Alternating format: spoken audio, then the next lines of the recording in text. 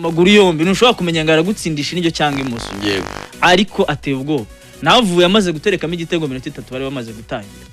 afite pace bakoze navuga bitatu bya kane by'ikibuga ntabwo bagikinnye cyose bakora equipe isa nkaho ivanze aba bazajye babanzamo bavanga ukorebye wenda nk'aba Amani bari muri equipe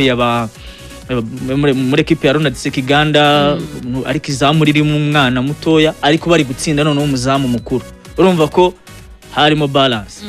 so navuye mbona tushe ariko no muwinga mwiza cyane no muwinga mwiza Amani Michel Boringo nshakira Amani Michel twumva impumeko ye kuko iki ni ikiganiro cya mbere akoze ku gitangazamakuru cya kabiri ikiganiro cya kabiri cya sport mu giki rugaje sana ikiganiro cya kabiri cya sport mu kiganiro cya kabiri cya sport ko n'ibyaha bari bibi Amani Michel nukuri kuri njye mbenze neza nakiriwe neza kuva ku munsi wanjye wa mbere mu Rwanda bwa mbere nza hano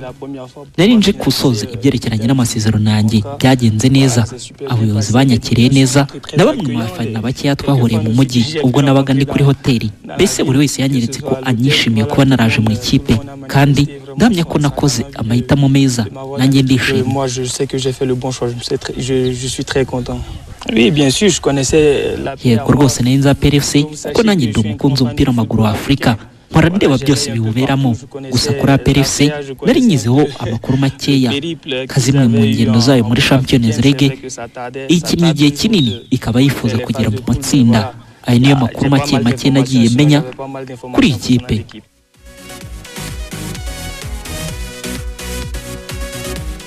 ubundi Rugaju natanyicisa zankiza igaro cya mbere ni Magic Lineup cya kabiri n'urubuga rw'imikino yego wasubiraga kuri Amani nari nanze kumurengaho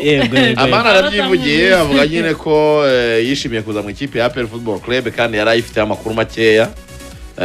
ngira ngo kuri we yavuga choice nziza yakoze yavuze ko ikibindi nuko yavuze ko intego ari uko bagomba gukora ibishoboka byose bakageza kuko avuga ko nawe yabizi neza ko bashaka kujya mu matsinda nicyo kintu cyonyine dukwiye gukora muri uyu mwaka dukwiye guheraho ariko namubaje se urateganya urumva wabwira abafana ba PL kuzatsinda ibitego bingaye muri uyu mwaka w'imikino arambwira ati byose nakubwira umubare atereka tuzareba ikibuga uko kizabigena ariko ari friendly se ku buryo azisanga urabona ko ari friendly cyane kuko n'umukinnyi ukinisha abandi ni umuwinga mwiza Traore nawe nabonye mu kibuga hagati ahubwo ndi kwibaza hagati ya Traore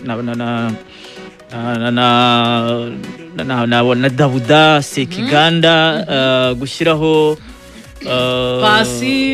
pasi we sinamubara cyane kuri Sekiganda wazakibanzamo na Dauda afite umwanya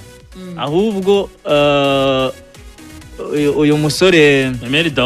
Memeri Dao cyangwa Traore oya Dao araza kuba duburira Dao uzakibanza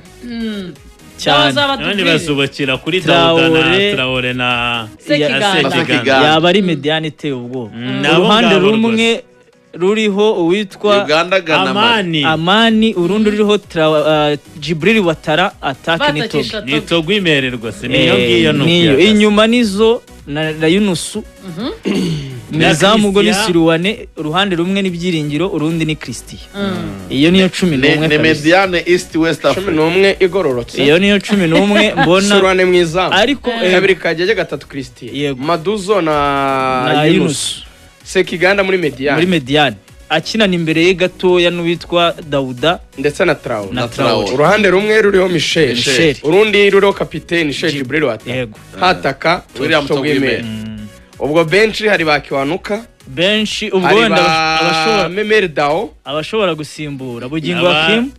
kuri gatatu mwibuke abanyamahanga ko batagomba kuri 8 ubwo nari nyivuze mvuga ku matsinda aka tubanze tubare abazamu mwizamu n'umunyamahanga mwizamu n'umunyamahanga Axel n'umunyamahanga Axel arimo umunyamahanga Mediane dukoze batatu b'abanyamahanga atake ari batatu b'abanyamahanga atake batatu b'abanyamahanga ubwo no 8 nyine no 8 8 uruzi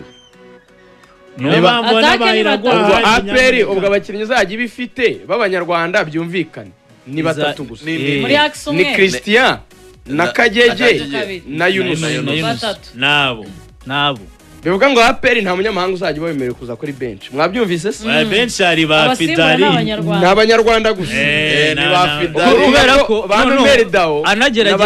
anagerageza kuri match amikoro yabanje noneho equipe ya navuga 90% y'abanyarwanda nayo yarayifite 90% y'abanyarwanda erega byamaze kumvikana 90% y'abanyarwanda ayimanuye gakina hagati mu kibuga kagufi bavanye mu ntara akana gatoya cyane nibagiye izina ryako barandahiye ngo ni sasu ariko bindi bari abanyamahanga n'ibindi ako kajene nanjye narakabona ako kajene kabisa kariya urumva n'umutoza aravuga ati nshobora kubona umwana wakina ariko kuri APR biragoye ko umwana wamubwira ngo azabanza mu kibuga ahubwo reka twumve Taleb urakoze cyane kuri iyo ngingo umutoza Taleb ku munsi w'ejo nawe mwaraganiriye mu byo mwaganiriye arimo nibi. Une dernière question parce qu'on m'a posé la question et peut-être que vous l'avez pas, c'est intégrer les jeunes. Hanyuma ikibazo cya nyuma nanjye nshaka kubaza nanjye byibura reka ngira ikibazo mbaza nubwo utari bubashe kunsubiza no gushyira abakinnyi bakiri batoye muri shampiyona narabikunze ariko ntabwo FIFA cyangwa na CAF bigize babidusaba ibi bintu ntaho nigeze mbibona na mbere maze imyaka 25 nkora nanyuze mu bihugu byinshi i Burayi nagiyeyo nagiye no muri Aziya ntaho nigeze mbona basaba ibintu nk'ibi niba dushaka kuzama umupira wacu mu bakiri bato akwiye gushyirwaho shampiyona z'abakiri bato nanjye ndi hano mwumfashe Ferwafa ibi nabinyuzemo ndi umuyobozi wa tekinike mu cyarimo ry'umupira w'amaguru muri Maroc ninjye wari ushinzwe byose rero turi hano ngo dufashe umupira w'u Rwanda ntabwo bikwiye gukinisha umwana iminota 30 ngo nibwo azazamura urwego rwe gusa najyamo abikwiye bizaba ari byiza nanjye nahitamo kumukinisha rwose nta kibazo kirimo ariko ntabwo ukwiriye gutegeka ikipe ngo nimukinishe iminota 30 umwana ntabwo ari byo ntabwo bisanzwe niba bashaka ko dutera imbere nibakiro shampiyona z'abana ubundi kubera iki batakina mbere yuko amakipe yabo makuru akina niba hari umukinnyi mwiza ukiri muto urimo bita bigaragara umushyira moda turi hano ngo duhe amahirwe bose uko ntabwo ariko bateza imbere umupira mais je parle en général si on veut améliorer il faut créer un championnat reka nguye nk'urugero nk'ubu nkatwe twamaze kuzamura abana bakiri batoya batatu bakiniraga mu bataje imyaka 17 kandi bazakina ariko ndimo kuvuga muri rusange icyo ndimo kuvuga nuko niba dushaka guteza imbere umupira wacu ntihashyirwaho shampiyona z'ingimbi bajye bakina mbere yuko amakipe yabo makuru akina cyangwa se bakine shampiyona yabo ariko inganya amabwiriza n'ay'icyiciro cya mbere nibigenda gutyo nta kabuza hari ikizahinduka ikindi nuko hagomba gutezwa imbere amarero n'abatoza bayo buri kipe yose ikaba ifite akademi Ferwafa igategeka buri kipe k'ibifite ubundi gutegura abana bigahera mu myaka 11 na 12 mu marerero yose nuko muri Maroc twabigezeho nani ndi mu babishinzwe kandi twafasha n'umupira w'u Rwanda muri ubwo buryo ariko kuzo gasaba ikipe gukinisha umukinnyi iminota 30 ntabwo bikwiye mais venir imposer un joueur 30 minutes c'est pas ça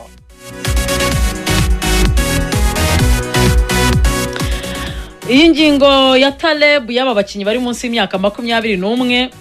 Bwana Ruvuyanga ejo rwose turayigushinze muzayi develope ko kugeza ubu ngubu hari ukuvuguruzanya kw'abayobozi ku mpande zombi y'umupira w'amaguru ubwo twari mu kiganiro n'abanyamakuru baganira hamwe uko umwaka yagenze n'ibiri imbere hamwe na Ferwafa President wa Ferwafa Shema Fabrice yaravuze ati turaza kubigira itegeko nibura umukinnyi umwe muri under 20 azaba ari muri 11 batangira mu gihe kuri list ya 20 batatu kuri fin de match ariko byibuze umwe ajye mu kibuga ariko ejo bundi twakira Bwana Mudaheranwa Haji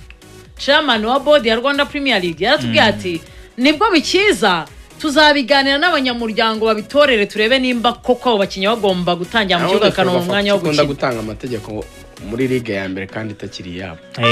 ubundi no bikomereye aho no bikomereye ariko uvuze ngabanze Taleb impamvu yabona kubwira by'amategeko aranga Rwanda Premier League babiharire Rwanda Premier League niyo mpamvu batandukanye bura nago FA itegeka Premier League y'Ubwongereza oya bareka abanyamuryango mwabahaye uburenganzira mushobora kuganira mu rwego rwa development ko muzamura umupira w'igihugu uvuze neza atanga ntabwo ngo twabigize itegeko bande n'igitekerezo unwanga abantu bafite amakipe nibo babiganira bariya ba Kensi uyu president wa APR nabo ba Haji abantu bishaka bati dukora iki president Shemi Kinyarwanda cy'umugora nagari Kinyarwanda nagari Kinyarwanda ari jya ba president agomba kuba president ahubwo bazamushyire muri Rwanda Premier League bakandi Olivier rero nigendera ibindi ni kuri YouTube channel RBA ubwo ngubwo bazayibonaho cyangwa se Rwanda ibiganiro biracyakomeje byose ariko noneho ego icyo navuga nuko Taleb we ntago abyemera aravuga ati ligue niba ari pro ikwiye kuba pro niyo mpamvu nsabye Ruvuyanga ngejo ibe muri topic zizaganirwaho dushaka n'abasesenguzi ariko navuga ko kuri benshi barabibona ko bizaba ari imboga none se wareta tukagutuma umuntu uri hanze reka nzane uyu mushyitsi uri hanze nabyo ni byiza tuzanira ubwo abareba bari hafi ariko ibindi ni muri Cafe Sport cyangwa se bamenya YouTube kwizubitekamo murete abareba bari tayari tuzanira umutumirwa ariko reka muza iyi minota ubwo ndashimira Israel ibyiringiro sinasohoka namushimiye yambwiye ati amajwi ninjye watunganyije na Eric Ndagijimana mwakoze cyane ibindi tuwacane bazima nacana bazima kabisa abaye nka Faustin ikiganiro tujya dukorana ku gihe Faustin aravuga kirarangira bikanga ngo twakire ngo umutumirwa ngo ndabizi ngo benshi muramukunda ngo reka ngo tubereke Kwizera Olivier kandi ari thumbnail baje gufungura ikiganiro bambonye ifoto iha none Olivier ati reka mbazanira umureyo uri bogati bitetse mu mureti kandi muri intro wavuze ati turakira Wasiri muri reyo wabyibagiwe ko muri intro wavuze ati turaza kwakira Wasiri kuva muri reyo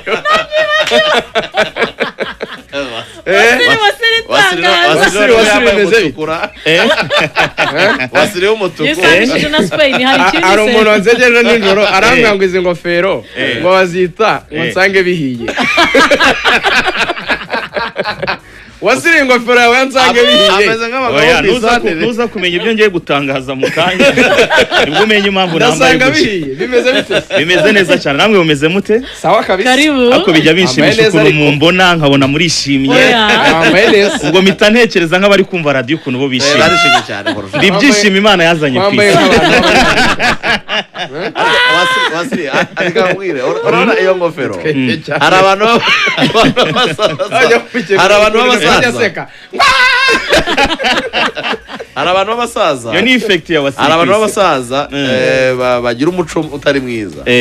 baba bicaye ku isantere binywera icupa urumva niba wagira amategeko menshi ahamagara umugore amwe ati nsanga byahiye ati kandi izo hene mwazizirika kandi nsange wanakarabye wicaye muri salo kibaza ibyo bintu byose ukuntu bikundira icari bikakwebera ko izi studio zirasa neza urabona ko icumweru munyakiramo mwahinduye studio ariko mvuye igicumba abantu mvuyeyo bababaye cyane biragenda biti uturere twose 30 ndajya ntuberamo icyarimwe cyangwa njye mura kuri Radio Rwanda kugira ngo bose mbaganirize ndajya mbigira baganiriza kuri Radio Rwanda ndajya mbigira tugushakiye iminota 5 ya buri munsi iminota 5 Radio Rwanda yageneye Wasiri ngo ashimisha abanyarwanda Wasiri muzanjye nago zavyemera ndakwimujije karibu mu rubuga rw'imikino dusomeho sha murakoze soma kuri utwo tuzi kwizige nta bantu se bari kwakira Wasiri yaho kuri YouTube ngo twakira Felix urucabana kwe urabona Fisto Felix nawe atahise yihuta ngo aze amasaha y'amakuru asarana Simene wanya arabuzwe iki urabuzwe iki uzi urwego Fisto ariho ubashatse yavuga ati ncamake reka tuzireke ariko Wasiri ako ntago wazizana nkazisoma Fisto Wasiri ashoboye ibintu byose Wasiri rero yego turakwakiriye twagira ngo abareba bamenye ko wahageze tugiye kwimukana mu kanya mu isaha ya 3 kuri YouTube ya Radio Rwanda turi kumwe reka twinjire bazamureba asa neza cyane yambaye nk'abanyamerika araza kumbwira nimba ari kwisanisha na Spain urakoze cyane reka twinjire mu makuru agezweho mu Kinyarwanda hamwe na